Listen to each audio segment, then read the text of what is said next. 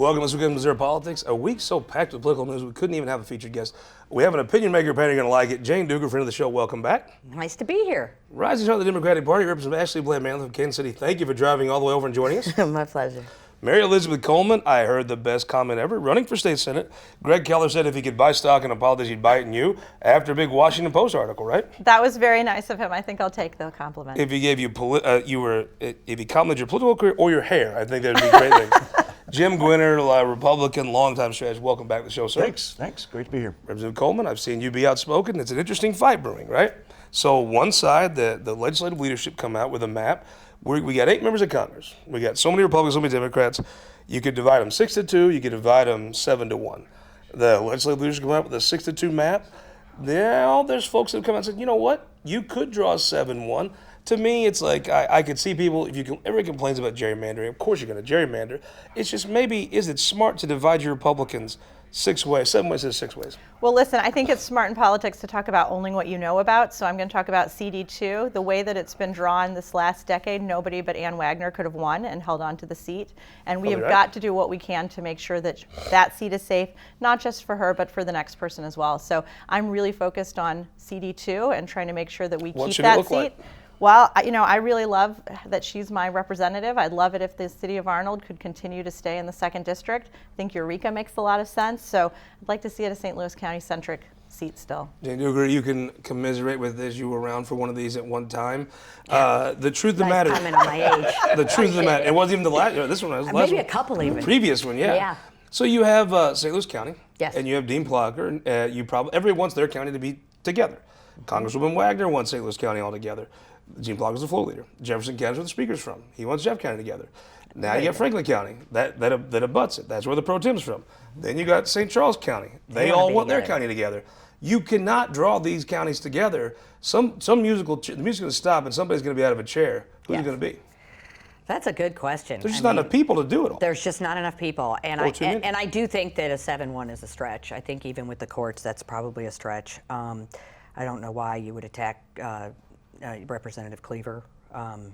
He does great things for Missouri. So I don't Might be nice to have at least one person in the federal government with Roy Blunt retiring that Joe Biden would take a actually phone bring call money. from. Correct. And so I think, but I understand that the Republicans want to keep Cori Bush at all costs because that helps their cause generally. Can't blame him for that. So, but I do think that I think the 6-2 map is the way it needs to go. Flip it up. Let's just say you were on the other end of this. Mm-hmm. I mean, it's always funny to watch. You know how you can spot someone who's just being a drama queen? They whine about gerrymandering. Gerrymandering is what you do if you have the power. Is it smart? Would you push it? And to me, it's just how aggressive you want to be. Do you push it in the table or do you play it safe with a 6-2? I think overplaying your hand is always a mistake. I remember 06 and 08.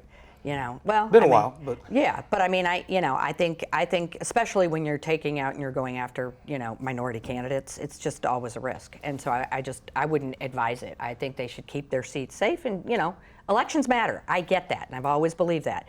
But I think overplaying the hand would be a big mistake. So to me, it's just a matter of, do you have 6 safe ones or do you push the envelope a little bit, right? Well, you have to look at the math. You have to look at the process of getting it through both chambers. I mean, whatever passes the Capitol will end up in the courts. I mean, that's historically, that's what's going to happen. The courts are going to decide that. As somebody who lives across the street from the state Senate boundary, if I had an even numbered house number, I'd be in a different state Senate district. I don't mind too much about splitting. I like to keep things compact, but at the end of the day, you're right. Are we going to keep St. Charles intact or St. Louis intact, Franklin or Jeff County? There are so many Republicans in that area, and there are so many boundaries that have to be aligned. At the end of the day, do you overplay your hand by trying for a 7-1, or is a 6-2 the way to go? So to me, I mean, you've got, in Jefferson County, has historically always been split. I mean, in fact, as far as I can remember, St. Charles County, you've got a maybe a more aggressive brand of Republicans. I'm not sure there's a line of members of Congress that are lining up to take chunks of Jefferson or from St. Charles County. Who's going to win this? Well, I think that with the pro tem and the speaker from Franklin and Jefferson County, respectively, you've got to bet on those counties getting what they want. So you got to sit back with a little pop. I mean, to me, can you imagine? Great session for me. You are not just a representative. You have been around this for a very long time. You have a very famous family, long history of service to the state. Can you imagine if you're Dean Plocker and they say, okay, we're going to do this 7-1 thing. Dean, we need to go get you a Democrat to come over. 10 years ago, Representative Sheet at the time and Representative Hughes, their members of Congress got something out of the map. So they had cover to go do this to help them with their map. Not eliminated Congressman Carnahan, but I don't recall many people in the Capitol shedding tears that day. They had a reason for it. What would be the possible reason one of your members would flip over and vote for an emergency clause on this map? Well, it puts you kind of in a tricky situation because. So. Is the answer there's not one? Yeah. No, well, if you don't vote for the emergency clause, then the onus is still on you. Oh my gosh, you didn't help in the process. And then if you do vote for it, the chair of economic development, when he votes for this map, I mean, what could you possibly offer a member that would let him do it? Oh. I don't think there's anything that would do it. No. Come on, everybody has a price for everything. No. I mean, I'm not being sorry. but there may be Democrats. I don't think there's anybody. That's right. I can only speak for the Black Caucus, right? Because that's what I'm the chair of. I don't think there's anybody who's in the Black Caucus who would flip for a 7-1 map. Tell folks why Congressman Cleaver's special. Oh my gosh, because he's been doing this for so long. That's what institutional knowledge looks like, and that's what a caring, compassionate person looks like. You can still be strong and still care what people who don't have the same upbringing as you need. So he's a powerful man. There are people that are upset, not just, they understand, these are old school folks that have been around. They're not scared of losing a seat. They don't want to lose his seat. There was not the same level of concern for Congressman Carnahan when he was going to lose his seat 10 years ago. Nobody wants to lose their seat. But I see people taking umbrage for Congressman Cleaver that I don't remember 10 years ago. I mean, she's right. His institutional knowledge and his ability to get things done in Congress because of his institutional knowledge and his good working relationship with people. Yeah. And even though he's a Democrat, he still works with Republicans. When it benefits his district or it benefits our state, he's there. And there's a reason why people want to work with him. And losing that sort of that's bad for Missouri, to lose someone as powerful and as well liked and as adept as he is. Well, also somebody that crosses party lines to work for the good of Absolutely Missouri. I mean, right. I look at the National Geospatial that came to Missouri when Congressman Clay was in office, and I don't see that type of a coalition existing today. If they were to go after that exact same project today, I don't see the institutional It wouldn't knowledge. happen today. No, it wouldn't be. The wouldn't. biggest project in St. Louis Right. would not be going to St. Louis if it weren't for Congressman Clay. Yeah. And so Blunt, and Senator Blunt, absolutely, and and Wagner, Congressman and Wagner, you name it, Haskell, right? Hawley, everybody joined everyone. together, That's and right. it's rough that we believe now that wouldn't happen. That's why he needs to stay. So let's talk about the Supreme Court. There was a Supreme Court case. Seems like these happen. They're affecting Missouri more and more. Tell me what, I kind of heard the headlines. I didn't understand what actually happened in the Supreme Court this week. Sure. So there's a big win. We have an AG who's been really aggressive about standing up for our rights as Missourians and was one of the very first to file suit. So there was 2 mandates: the OSHA mandate, which said all employers who hire anybody that's big enough. They found these arcane rules about really specific things, and the Biden administration said, we have the power to mandate And the point you. is, this is just a bureaucrat decide. This wasn't a law that was passed, right? Some unelected person is going to write some emergency rule that's going to apply to every major employer in the country that says what they have to do with their employees. And I don't know if you've looked around, but it's not like there's a line of people ready to do the jobs that need to be done in this country right now. And Schmidt won again at the Supreme Court. I mean, again and again. So I know we used to see kind of a mayor of St. Louis City mocking him, but she hasn't been mocking him on Twitter lately, I've noticed. And, Well, the fact is the guy's been winning some cases. he just keeps winning. He keeps winning. Jay Dueker, this is to me, if the elected legislature passes a law, elections matter. This was not a legislature. This feels like frustration. If you're President Biden, you ran on a big part. I'm going to deal with this virus maturely. We're going to take care of this. Give me 100 days. We'll get this over with. And it's not his fault. It just hasn't happened. That was never possible. It feels like he's stretching to try to get people to get vaccinated. I just don't know. At this point, unless someone close to you dies, if you haven't been vaccinated by now, what are you going to say to them? It just feels like they're stretching. It feels a little desperate. Well, I mean, I can speak most to St. Louis County because that's where I'm from. There are people who have hesitancy, but with the right kind of outreach and with all the federal money that's been given, I think that some of those people can be reached. Do I think we're going to see a wholesale change? No. But this isn't just MAGA-loving people who are anti-vaccine. Yeah. In the St. Louis area, it's the minority population that has the low vaccination rates. There has to be outreach. They naturally don't trust government, and there has to be better, and there has to be better outreach on the benefits of the vaccine. Frankly, they've been given enough federal money. They ought to get vans and they ought to go door to door and try to get people vaccinated. That is the only way we're going to keep the hospitals clear. Up at my door with a shot. Yeah, I'm going to tell you, I don't think that's going to go over well. I think it depends. I think it depends on the community. I think if there's some local outreach, I think if locals are talking to locals, I think that is a local thing that needs to happen. But they have to be doing more, because that's the only way that this is going to get better, is to prevent and telling people you're not going to mandate something and then mandating it, and telling people that it doesn't do this and then it does this. I mean, every single time they say they're not going to do something, I agree with that. It makes it harder. Representative, I've watched you go get people to do things maybe they don't want to do sometimes. I've seen Crystal Quaid appreciate you for maybe having somebody come around on something.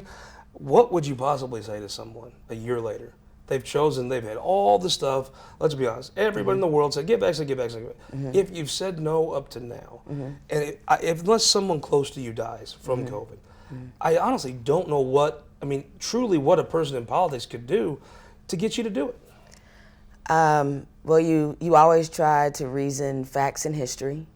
So you say, hey, you know anybody with polio? I don't. I like that. And then... With that common sense. But it's not for everybody, because what I've noticed is that a lot of the young people aren't getting it because they have no historical knowledge of what has happened prior to.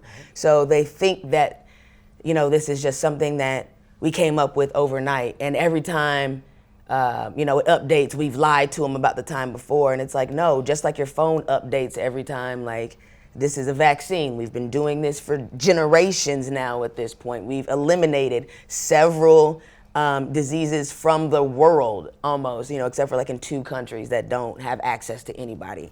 Let me ask you this. Do you believe the right step now is to take away, I don't want to say rights, privileges. Do you want to say you can't get on a plane if you're not vaccinated? Should we say you can't go to concerts? Should you start taking away things to try to convince people? Because I don't think you're going to convince them by persuading them. At this point, it's public health, and, you're making that choice. So you deal with the consequences of your choice. You think that's where you have to go now? You think that's the right thing to do? Yeah, I'm totally okay. It worked. And got employers to get people regular vaccinated. Folks are going to quit their jobs probably, for the most part. Well, but the number of people who quit is not as large as they like to make it, sure. but it worked. The employers did mandate it, and a lot of people got vaccinated that might not have otherwise. Are you to the point where now, Jim Gwinner, you're a persuasive cat. Right. Look at that hair. It kind of carries the Second water best for you. hair in politics. There you go. What could you say to somebody that ain't vaccinated? And do you think it's the right thing to do now to start taking things away, limiting what they can do to make them do it? Well, I think it also depends on the who. So to your example of a concert, a ball game, if you're talking about mandating a business, excuse me, I think a business knows best what works for their business. Getting government out of that business and letting, the banks where 90% of their workforce is still working remotely. Great, they may have 500 employees, but they're all staying home. But you've got that smaller company that's at 75 at a factory, and they're all close. There's too many variables. I don't think you can convince them. No, I think it's hard to convince. And when you're trying to convince minority populations, for example, you've got to have credible voices carrying the message to the populations. You've got to go into I think the everybody's communities. carried the message. Quick question. So right now, when you were in Jeff City, if you'd have told me there's a bill being pushed right now that would make it where business owners could not force a vaccine, force somebody to wear a mask, the Republicans would have lost their minds. Yeah, now they're pushing it. Right. Give me a prediction. Is that going to pass?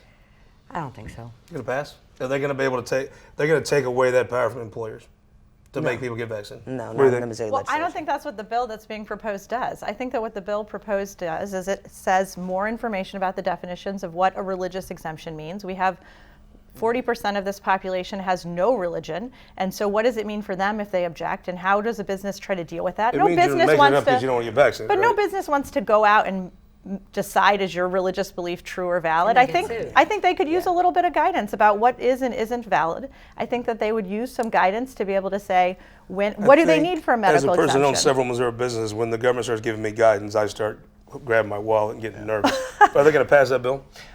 Maybe not in that form, but I think the legislature, the supermajority, has an appetite to get government out of business, and I think business doesn't want them. Government should take guidance from business. That might be the better play. They should. The government needs to take guidance from business, and large employers that have, union labor forces that have collective bargaining agreements, they need to talk to their unions as well. I mean, what is best for the workforce? We got to keep this going. We'll be right back. We're going to bring the panel back. But first, before we take a break, go to showmissouri.com. This is Missouri one can at a time. We sat down with Judge Stephen Limbaugh and Peter Gwinner and talked all things Missouri history. We'll do Cade County next week. This week we'll be talking about the great state of Missouri. We'll be right back to talk about all things Missouri legislature. All across Missouri, our new car and truck dealers are building strong local economies. When you buy a car or truck in Missouri, you're helping to support over 20,000 Missouri families who rely on the auto industry for good-paying local jobs. You're also helping fund our communities, schools, first responders, and our roads because dealers generate millions of dollars in tax revenue. Missouri's automobile dealers have been the foundation of our communities for generations and for generations to come. The Missouri Automobile Dealers Association, the heart of Missouri. For more than a century, the St. Louis Carpenters Union has shaped our communities. Through trusted alliances, we deliver skilled professional craftspeople while our business partners provide the kind of quality jobs that keep our economy humming. It's a blueprint that has worked since 1882. Turning Missouri into a right-to-work state stalls progress, wipes out jobs, and kills momentum. Right to work is wrong for everyone. Let's keep Missouri moving forward. Visit carpdc.org to learn more. Your energy needs are changing. That's why at Ameren, Missouri, we're not waiting on the future. We're building it with the Smart Energy Plan, advancing thousands of projects across the state, helping reduce emissions through cleaner energy sources, boost reliability with self-healing equipment, and better withstand storms with new composite poles. Moving Missouri forward and bringing us all a little closer together. That's energy at work. Welcome back to this week of Missouri Politics. Jane Dueker, thank you for sticking around. Representative Ashley Bland Manlove, thank you for joining us. My pleasure.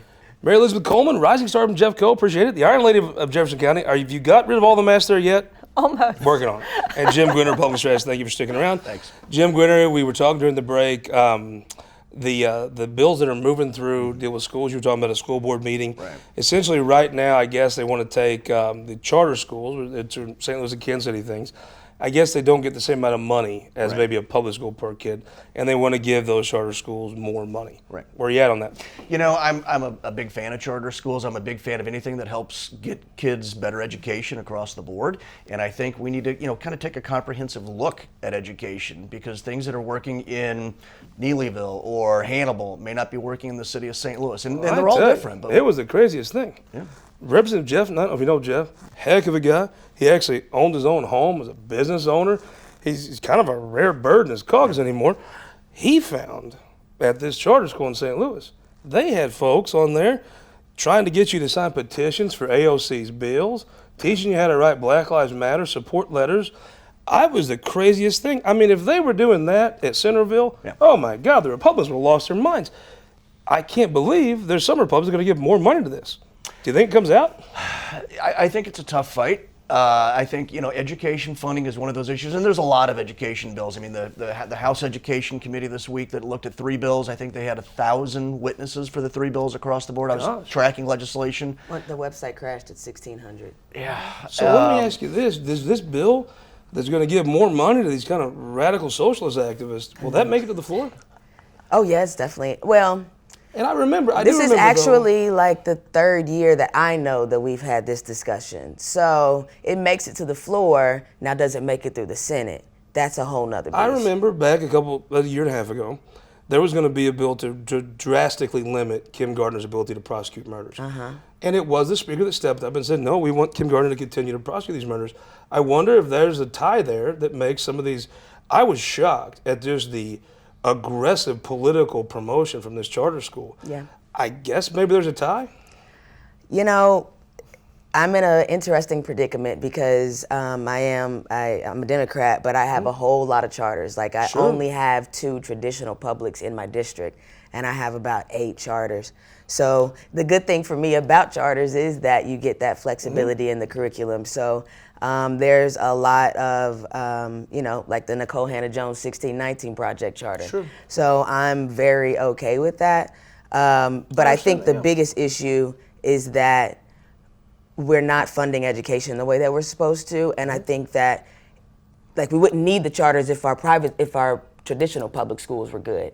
And that's what I would like for us to get back to. But the door is open now. It's Pandora's box. Coleman, you're I mean, I could just say, Sure. I don't even know where to start from all of the things that have been said that are just wrong. So first of all, charter schools are Did public. Jeff Knight make that up? Well, charter schools are public schools. That's what's most Okay. important, okay? Charter schools are public schools. Second, our schools are failing, and we need to be able to make sure that kids have an option to be able to go to a school that's So fitting why their don't needs. we just have DESE redo the curriculum? Why start a whole new school? Why not Hold invest on. in the kids one that are there? One more thing, and the last thing is that all of the curriculums that are happening, whether they're in the charter school or whether they're in Faughn School District, parents have a right to know what's being taught, and if they don't like what's being taught, Yeah. parents should be able to pick the school that their kids go to. And all schools Are there that a are lack public of school, scrutiny, hold you on, one think? more thing, and then I'll let you, I promise, it's your show. But the thing is that all public schools should get the same allocation. So you shouldn't get a less allocation of the state resources whether you go to a St. Louis Should you have city the same school scrutiny then? or whether you should go to charter Correct. schools. That's But a they big do, deal. and they're also all nonprofits, so that's another lie. So, I mean, I just get so frustrated because it's like playing whack-a-mole Well, you with think all of there's your an old, misstatements. well, let me the ask same you a question. scrutiny. You're, They're not. you're a very They're not. They high have level different St. Louis rules. politician. I'm just simple What- white trash what hillbilly. don't they have? I'm from the other side of 67.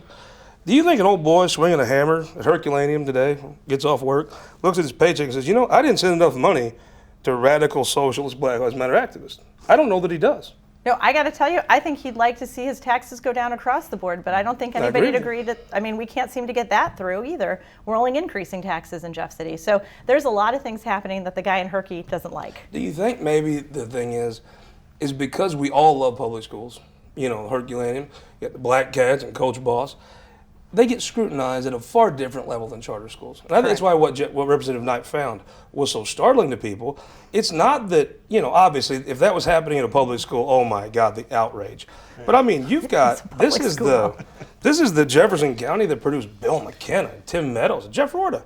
Now the speaker's going to put a bill on the floor to literally send more money to folks, actively getting signatures to support AOC's legislation. I think people just didn't know that was happening.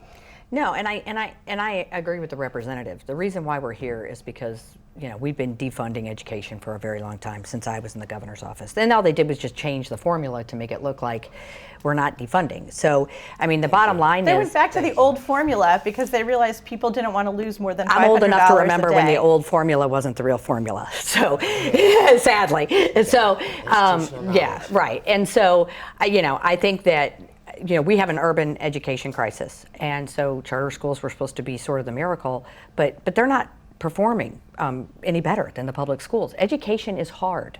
Okay, it's hard, and there's no silver bullet, seems like and I'm going to think up a new system, and it's going to be the silver bullet for education. It does seem like a good thing for Kansas City and St. Louis to have those options, right? They're unique places. They would I mean, have right gotten now their there are accreditation back. Yeah, I mean, it's hard for me to tell a kid, you get fourth grade one time, it's hard for me to tell them that you have to stay in a failing school. I mean, I have huge amounts of sympathy for that. However, when you talk about school choice, which I'm not necessarily fully against, the problem is there's always going to be people who don't have a choice. And when you dismantle the public school system, it prevents that safety net for making sure. The citizens of this state said education is one of the most important values in our, and it's in our Constitution for a reason, and there's a mandate to spend for a certain reason. So at some point, you have to have a minimum standard for public schools that can be met. And if you do choice, you will eliminate that. And it's going to cost more money if you want to save both. But, the governor said, when you're in Coleman, St. Louis and Kansas City are different than St. Clair County, right? So letting them every do different area is things is different. probably fine. Good thing, right? Well, that's why you have school boards and you have local control, because every Right, area thank you. should That's why I was coming govern back its to. own schools. Yes. And I think that I think there should be more flexibility to allow local boards to do more. They're elected. That's what they're there for. Except for in the charters where they're not elected. Correct. And so that's a different I level. mean, of if you're a scrutiny. high school football coach or a booster, you go to bed praying for Charlie Shields, right? I mean, Only thing keeping you from turning into a chess club. Right. Representative Coleman, the legislature's going to meet this year. I read a piece in the Washington Post where you are the new face of the pro-life movement. I thought that was probably when you started politics, you couldn't dream of a better compliment. So this is a legislature's meeting. What are you going to do this year? Well, even before I started in politics, right? I think life is the preeminent issue in Missouri, that making sure that we protect the unborn is, you can't talk about education and making sure we protect children there if you don't protect them in the womb. And so I have filed a bill to make sure that the only thing that has actually been able to go into effect since Roe v. Wade was passed is able to be here in Missouri, a tool as well, which is private enforcement action. So if Roe versus Wade goes away, what does that mean for Missouri now? Well, Missouri already, under our Democratic majorities, put into state statute that life begins at conception. And Back when Democrats won elections. That's right. And in 2019, we said that when Roe is overturned, we'll completely outlaw abortions in the state of Missouri. Okay. So Missouri will be completely abortion-free, except for life of the mother exceptions, if Roe v. Wade is overturned. Or well, really, when. I think it's a matter of when. Is that right? You're predicting it is? Yeah. What do you think, Jim? Is it Roe overturned? I haven't followed the federal court case that closely to give a very good opinion, but you know, it's a conservative-leaning Supreme Court now, so it's an interesting thing to see. That Donald Trump's legacy, if it is. There's a lot of good things about Donald Trump's legacy. There's a lot of things that I would do differently, but I think it would be his legacy. You're a lawyer. Is it going to get overturned? I don't know that they're going to fully unleash, because I think they know that if you outlaw abortion and take us back to the 60s and 70s, that things are going to go bad. Politically, that's going to pendulum. change things a little bit, isn't it? All the momentum's on the pro-life side. Again, and every party does it. I'm old enough to remember when the Democrats were in charge of, Missouri for a very long time, and you overplay your hand, and eventually the pendulum will swing. Well, the energy's always on the side that's not in, right? That's Correct. why midterm elections for a president's part. Correct. Well, you think you get overturned? Do you think the Republicans will like it when it is? I am concerned about it being overturned. As he said, Jim said, the court now swinging conservative. But I am so sad for the women who are going to die because of it. And no party likes to really solve the problem. We have a problem with time, so with a minute left, we won the week. Oh, our first responders. And so I'm very sorry, and our horrible condolences go out to the firefighter who lost his life. And, we've just had too many first responders who have lost their lives recently. So I say our first responders won the week. Who won the week? Congressman Cleaver, CD1, back in Jackson County. Who won the week? Eric Schmidt keeps fighting for Missourians and keeps winning at the Supreme Court. So you can make fun of him, but I would like to thank him. Who won the week? She took my thunder, Eric Schmidt. He keeps winning Supreme Court cases. He keeps doing the right thing, and his campaign has the momentum. I'm going to say one of the good guys in Jeff City, Benny Cook. He was heading home from service in the legislature on Thursday, saw a wreck on the side of the road, and look, I'll be honest with you, I'd have drove my truck right on by. Benny Cook stops, sweeps the road up, helps the family. You hear a lot of bad stories about Jeff City. Benny Cook's one of the good guys. And we hope you'll join us next week from Jeff City for the State of the State on This Week in Missouri Politics.